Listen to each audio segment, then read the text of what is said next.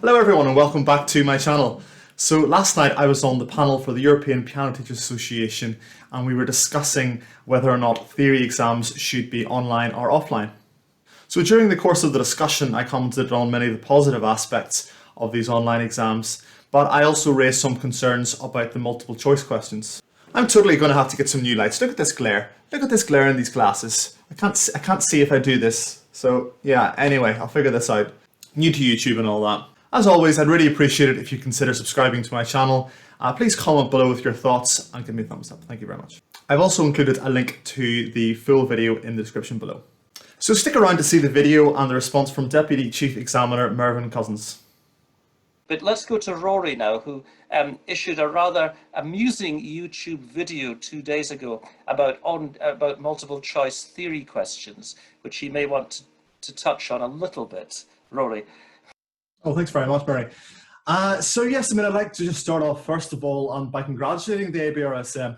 This is a really huge challenge that you faced, that we faced, that students have faced over the last couple of months. And I think these sort of scenarios really cause us and force us to adapt to become much more productive teachers, much more productive practitioners, examiners, students, etc., etc. So I, for one, welcome this. This is something that I think is going to happen either way. And I think this may as well happen now. Beta test some of the issues that inevitably happen with things like this at the start.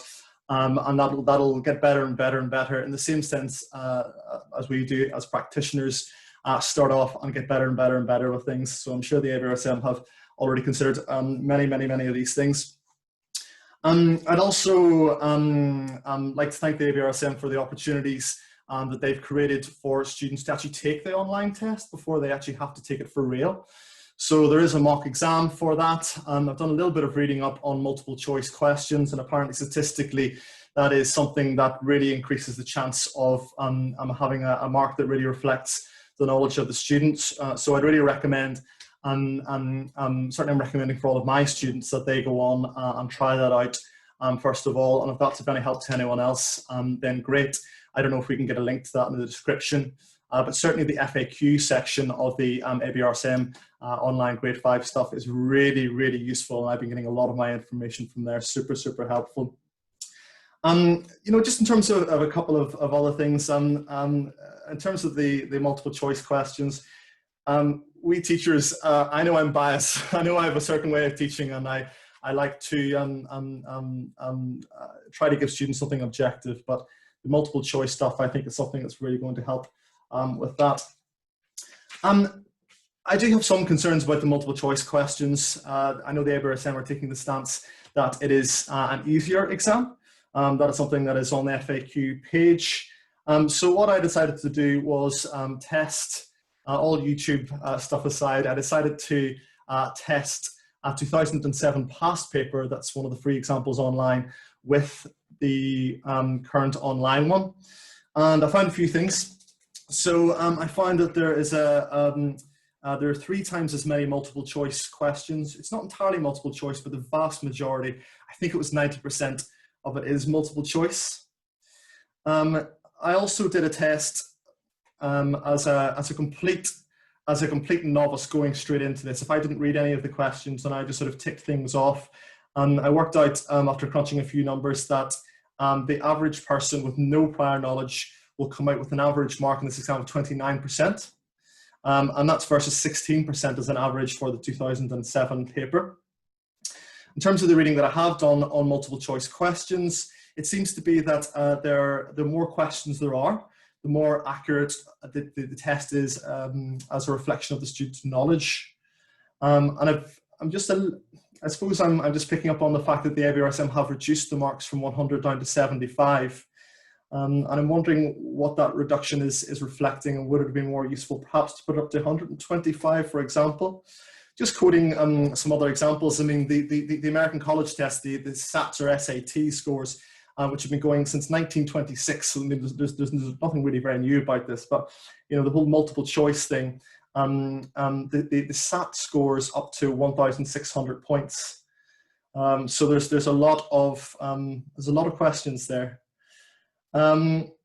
So, and just in terms of solutions to those things, I'm just wondering a couple of things. I'm wondering, first of all, would it be worthwhile increasing the total marks as something to consider for the future?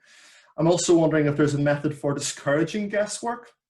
So there's a couple of strategies I've come across, such as formula scoring, which offsets the questions that are correct with the questions that are incorrect to discourage guesswork.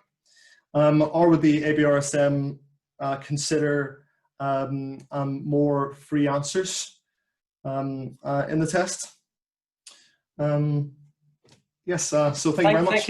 Thank you very much, Rory. Extremely helpful. Rory makes some really valid points about the questions, the numbers of them, distractors and so forth, and it will be good again to take that one offline and do some more dialogue with you.